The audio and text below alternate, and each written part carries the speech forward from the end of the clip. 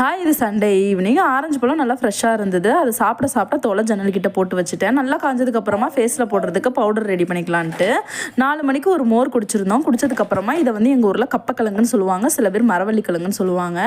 அத்தை வேக வச்சு தாளித்து வச்சுருவாங்க. எனக்கு பெரிய அளவுக்கு பிடிக்காது, ஏதாவது டிஃப்ரெண்ட்டாக பண்ணலான்னு சொல்லிட்டு தான் வாங்கிட்டு வந்திருந்தேன்.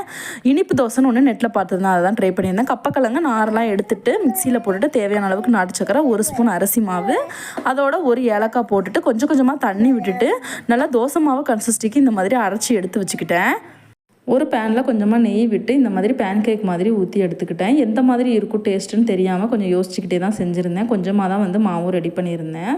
ஹஸ்பண்ட் சாப்பிட்டு பார்த்துட்டு நிஜமாவே சூப்பராக இருக்குது அப்படின்னு சொல்லியிருந்தாங்க. பாப்பாவுமே விரும்பி சாப்பிட்டா. இதோட டேஸ்ட்டு போலி சாப்பிட்ற மாதிரி இருந்தது. கண்டிப்பாக ஒரு வாட்டி இந்த மாதிரி செஞ்சு பாருங்கள், குழந்தைங்க விரும்பி சாப்பிடுவாங்க. ஈவினிங்காக காயப்படுற துணியெல்லாம் மடித்து வச்சுட்டேன்.